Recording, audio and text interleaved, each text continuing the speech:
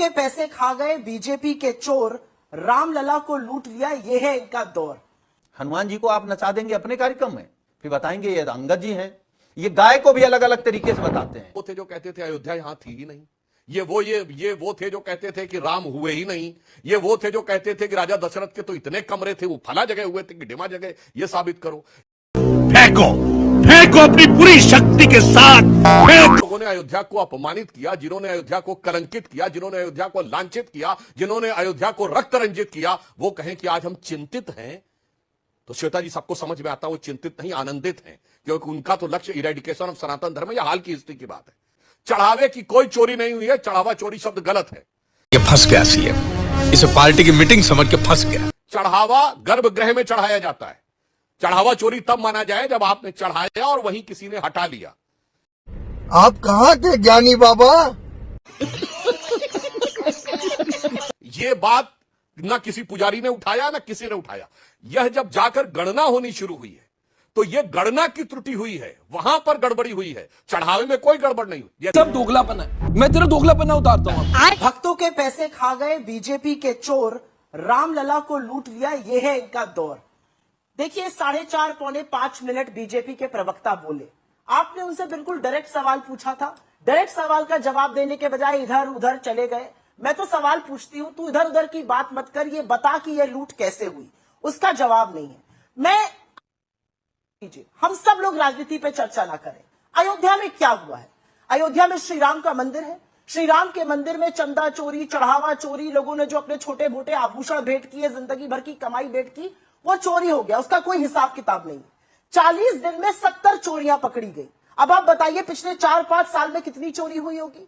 गजनबी से ज्यादा तो इन्होंने लूट डाला, पहली बात। दूसरी बात, जब योगी आदित्यनाथ जी ये बात कहते हैं तो मुझे बड़ा दुख होता है। दुख इसलिए होता है क्योंकि वो ना सिर्फ सूबे के मुख्यमंत्री हैं, वो मठाधीश है, और उस मठ के मठाधीश है जहां पर हमारी, एटलीस्ट मेरी बड़ी आस्था है। हम पंथ संप्रदाय के लोग हैं। गोरक्षनाथ पीठ के वो मठाधीश है। और जब वो सर्टिफिकेट बांटते हैं तो उनसे मैं पूछूंगी, आप तो हर महीने अयोध्या जाते थे, प्रधानमंत्री ने तो सारा श्रेय लिया। भाई राम जन्मभूमि का निर्माण का ऑर्डर सुप्रीम कोर्ट से आया, लेकिन भूमि पूजन से लेकर शिलान्यास, शिलान्यास के बाद उद्घाटन, उद्घाटन के बाद प्राण प्रतिष्ठा, प्राण प्रतिष्ठा के बाद ध्वजारोहण किसने किया? नरेंद्र मोदी जी ने किया। अकेले बैठकर किया, हमारे धर्म के शिरोमणि शंकराचार्यों को बाहर निकालकर किया। लेकिन जब इतनी बड़ी लूट, इतनी बड़ी चोरी की बात आई तो प्रधानमंत्री के मुंह से एक शब्द नहीं निकलता है, और योगी आदित्यनाथ जी सर्टिफिकेट बांटने लगते हैं धर्म के। आप जाइए गांव देहातों और छोटे कस्बों में और सुनिए लोग क्या कह रहे हैं। लोगों को लगता है ये चोरी नहीं है, सिंपल सी। मैं मानती हूं ये चढ़ावा चोरी नहीं है, ये चंदा चोरी नहीं, ये असल में हिंदू धर्म पे करोड़ों श्रद्धालुओं की आस्था पर सबसे बड़ा प्रहार इतिहास में हुआ है, सबसे बड़ा हमला हुआ है। और उसको करने का काम उन लोगों ने बदकिस्मती से किया जिनके ऊपर संचालन की जिम्मेदारी थी। इस ट्रस्ट में कौन कौन था श्वेता जी? इस ट्रस्ट में तो गिन गिन कर, चुन चुन कर नरेंद्र मोदी जी ने लोग भरे थे। 2020 में उन्होंने इस ट्रस्ट का अनाउंसमेंट किया था और उसमें सारे आरएसएस, सारे विश्व हिंदू परिषद, सारे बीजेपी से समर्थित लोग भरे गए थे, उनके शिरोमणि भरे गए थे। उस ट्रस्ट की देखा रेखी में, उस ट्रस्ट की देख रेख में चंदा चोरी होती है, चढ़ावा चोरी होती है, तो सवाल नहीं पूछे जाएंगे। मैं तो आज यहां पर कुछ खुलासे और करना चाहती हूं, और उन खुलासों में मैं पूछना चाहती हूं कि एसआईटी गठित हुई। एसआईटी के जो हेड थे वो विजय विश्वास जी थे, जिनके ऊपर खुद पर 2 धाराएं 420 और 465 के अगेंस्ट एफआईआर दर्ज है। आपने चंपत राय बंसल का इस्तीफा लिया, उनकी जगह बागरा जी लाए गए, जो नालको के सीएमडी पद से इसलिए हटे क्योंकि सीवीसी ने उनको क्लियरेंस नहीं दे पाई। उनके खिलाफ धोखाधड़ी और घोटाले के मामले दर्ज थे। आपको पूरे हिंदू समुदाय में, मैं तो भारतीयों की भी बात नहीं कर रही हूं 140 करोड़, मैं तो आपसे हिंदू समुदाय की बात कर रही हूं। आपको पूरे हिंदू समुदाय में एक सम्मानजनक, साफ सुथरा, बिल्कुल सही छवि वाला व्यक्ति नहीं मिला। और अंतिम बात मैं कहकर यहां पर अपनी बात खत्म करती हूं, बिकॉज मुझे लगता है लंबा ज्ञान देने के लिए मैं यहां पर नहीं आई हूं। पहला वो जगह, पहला वो मंदिर जहां पर आरएसएस की एंट्री हुई और वहां पर इतनी बड़ी चोरी हुई। बीजेपी और आरएसएस के लोग उस ट्रस्ट में शामिल थे। आज मैं पूछना चाहती हूं, वो ट्रस्ट आरटीआई से बाहर है, सरकार की जवाबदेही से बाहर है। उस ट्रस्ट को क्यों रखा गया है? उस ट्रस्ट को क्यों नहीं भंग किया जा रहा है? मैं पूछना चाहती हूं कि जब अर्जुन देव नाम का आदमी, जो 17 साल तक अयोध्या में पोस्टेड रहा, जो रेडियो और सीसीटीवी प्रभारी था, उसको एसआईटी गठित करने के बाद तुरंत ट्रांसफर क्यों कर दिया गया? उसको बचाने की कोशिश क्यों करी गई? नरेंद्र सिंह जो गाजीपुर के हैं, आरएसएस के बड़े प्रचारक हैं, वो उनकी ड्यूटी फिल्टरिंग उन सब में होती है, उनसे पूछताछ क्यों नहीं की जा रही है? महिपाल जिसने पहली बार आकर बताया कि यहां पर चोरी हो रही है, जिसको बर्खास्त कर दिया गया, उसको एसआईटी बुलाकर पूछताछ क्यों नहीं कर रही है? मैं बहुत सारे सवाल यहां पर उठाना चाहती हूं। चंपत राय बंसल, अनिल मिश्रा का इस्तीफा हो गया, लेकिन बाकी बड़ी मछलियों से पूछताछ क्यों नहीं हो रही? और इस्तीफा भी इसीलिए हुआ ना क्योंकि उनको बचाना था। मैं पुनः यह बात कहूंगी कि यह असल में चढ़ावा चोरी सिर्फ नहीं है, यह हिंदुओं की आस्था पर एक बड़ा हमला और बड़ा प्रहार है। हालांकि और सुप्रिया आप सुनील जी, किसी को चंपत राय की जगह रोक नहीं डॉक्टर सकते, कृष्ण फलाने मोहन का अधिकार है, फलाने का नहीं है। देखिए श्वेता जी, मैं बहुत अनुरोध के साथ आपके कार्यक्रम में इस बात को कह सकता हूं कि हम लोग सनातनी हैं, हिंदू हैं, भगवान राम को मानते हैं, कृष्ण को मानते हैं, शिव को मानते हैं, देवी को मानते हैं। ये कैसे पूजा पाठ करते हैं, इसका सर्टिफिकेट हमको भारतीय जनता पार्टी, विश्व हिंदू परिषद और आरएसएस से नहीं चाहिए। ये लोग उनके ठेकेदार नहीं हैं।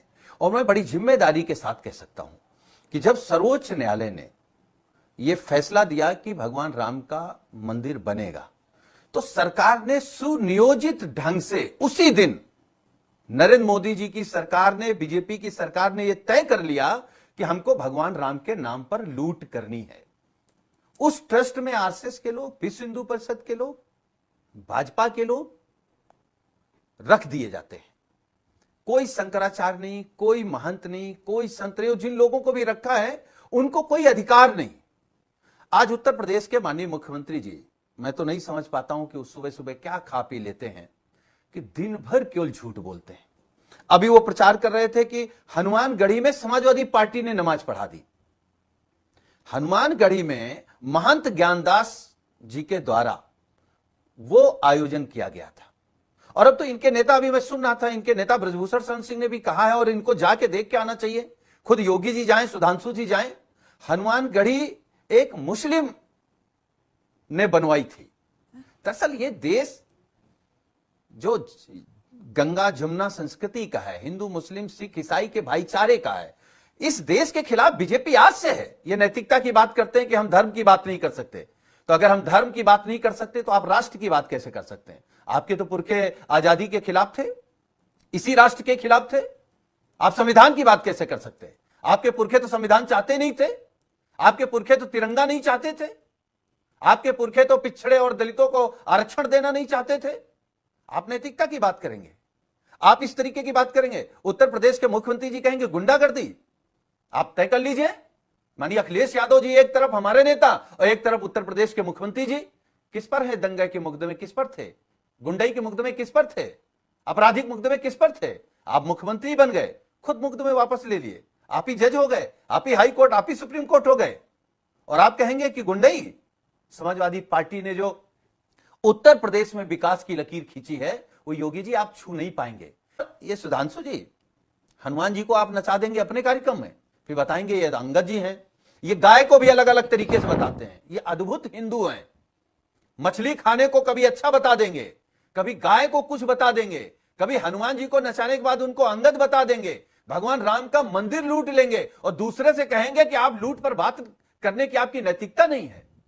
बहुत टेक्निकल बात कर रहे थे, तो आप बताइए कि टेक्निकल ये आरोपियों को कब तक आप पकड़ेंगे? और एसआईटी जो सुप्रिया जी ने कहा है, उन किसी भी बातों को मैं दोहराना नहीं चाहता हूं, लेकिन आपकी मनसा और उत्तर प्रदेश में योगी आदित्यनाथ जी और मोदी जी लगातार इस प्रयास में हैं कि असली लुटेरे ना पकड़े जाएं। क्योंकि श्वेता जी, अगर एसआईटी की सही रिपोर्ट आ गई या सही जांच हो गई तो यह जांच बीजेपी मुख्यालय तक जाएगी। 4 मिनट तक सुधांशु जी बोले, मैं उनके क्रमवार चीजों का जवाब दे देती हूँ और बिल्कुल आपके सवाल का सीधा जवाब दूंगी। जी। दलितों की बात कौन कर रहा है? बीजेपी और आरएसएस। आरएसएस का एक भी प्रमुख अपने 100 वर्ष की हिस्ट्री में आप एक दलित या पिछड़े वर्ग का व्यक्ति नहीं बना पाए। 20 जगह सरकारें हैं, एक दलित मुख्यमंत्री नहीं। आप दलितों की बात करिएगा।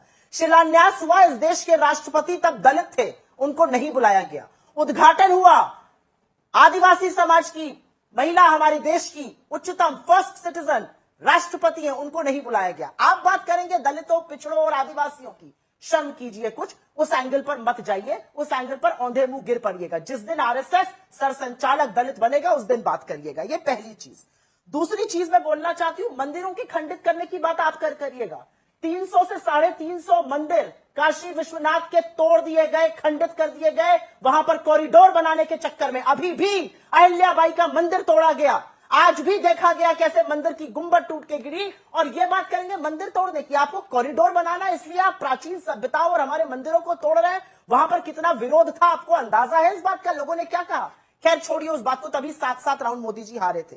अब बात करते हैं अस्तित्व की बड़ी बात करते हैं। जिस मां सीता के बिना भगवान राम का नाम अधूरा है, उस मां सीता के अस्तित्व पर सवाल उठाने वाले आपका सांस्कृतिक मंत्रालय, आपकी सरकार। सीतामढ़ी ये तो फेथ की बात है, सीता वहां की थी कि नहीं, ये आपने कहा, संसद में कहा। और अब बात करते हैं दूध का दूध और पानी का पानी होने में। बिल्कुल सुप्रीम कोर्ट देख रहा है, सुप्रीम कोर्ट के सामने बिल्कुल सच आना चाहिए।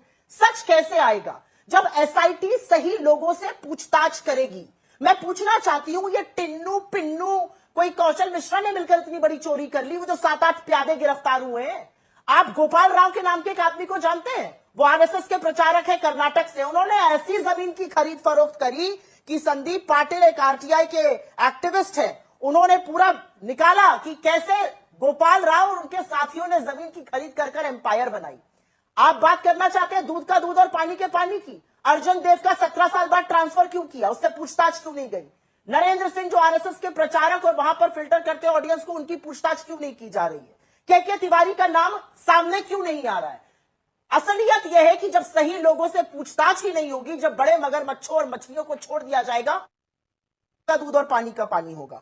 और मैं अंत में 2 बातें कहना चाहता हूं। प्रैक्टिसिंग हिंदू हूं, भगवान का नाम लिए बिना, पूजा किए बिना अन्न नहीं ग्रहण करती हूं, तो मेरी आस्था को ठेस पहुंचती है जब आप हनुमान की प्रति बनाकर एक आदमी को अपने रोड शो में नचाते हैं। मेरी आस्था को ठेस पहुंचती है जब भगवान राम को छोटा दिखाकर, नरेंद्र मोदी को बड़ा दिखाकर भगवान राम की उंगली नरेंद्र मोदी के हाथ उंगली में थामते हैं। मेरी आस्था को ठेस पहुंचती है जब उद्घाटन के दौरान अयोध्या में भगवान राम से बड़ा कटआउट देश के प्रधानमंत्री नरेंद्र मोदी का लगता है। मेरी आस्था को ठेस जरूर पहुंचती है जब बंगाल में मछली खाने की होड़ लग जाती है।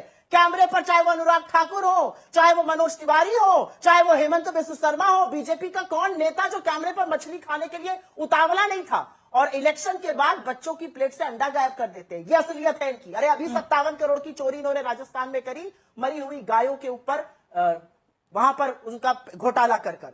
और मैं एक बात योगी आदित्यनाथ जी तक आपके माध्यम से पहुंचाना चाहती हूं, उत्सुक है, पूछना चाहती हूं। मेरे मठ के मठाधीश हैं। 1984 में बाबा अवैधनाथ ने राम मंदिर एक समिति का गठन किया था, नाम राम मंदिर निर्माण समिति का। अगर आज वो जिंदा होते तो जो चोरी हुई, जो सुधांशु जी ने स्वीकारा कि हां गड़बड़ हुई है और उसी के दूध का दूध और पानी के पानी करने की बात कर रहे हैं, तो क्या वो इधर उधर की बातें करते? वो फलाना ढिमकाना इतिहास में जाते, या वो जवाब मांगते? वो कहते कि जिन लोगों पर जिम्मेदारी थी मंदिर के संचालन की, मंदिर के पूजा पाठ की, उन्होंने हमारे धर्म के साथ, हमारी आस्था के साथ इतना बड़ा विश्वासघात, इतना बड़ा धोखा कैसे किया? दिन दहाड़े हमारी आस्था का कत्ल करने की जरूरत कैसे करी? उनसे सवाल पूछा जाएगा कि नहीं पूछा जाएगा? सतीश महाना आपके बड़े नेता हैं। हाँ। सतीश महाना कहते हैं उन्हीं का चंदा चोरी हुआ जिन्होंने श्रद्धा से नहीं दिया। गरीब आदमी ने जो पैसा चढ़ाया वो चोरी हो गया, और आप इस धृष्टता से बात करते हैं। शर्म आनी चाहिए आप। ये लोग झूठ बात करते हैं। अच्छा, ये क्या है? ये अभी भी चंपत राय बंसल को संत कहेंगे, अनिल मिश्रा को संत कहेंगे, ये गोपाल राव को संत कहेंगे, और जितने लुटेरे हैं हम तो आज तक के कार्यक्रम में कहेंगे, सुधांशु जी एक मंदिर बना लीजिए, वहां चंपत राय, अनिल मिश्रा, जितने भी लुटेरे हैं उनकी मूर्ति लगा लीजिए। अब भगवान राम के दर्शन मत करिए, आप लोग इन्हीं के दर्शन करिए। यही आपके वैचारिक गुरु हैं, यही आपके वैचारिक भगवान हैं।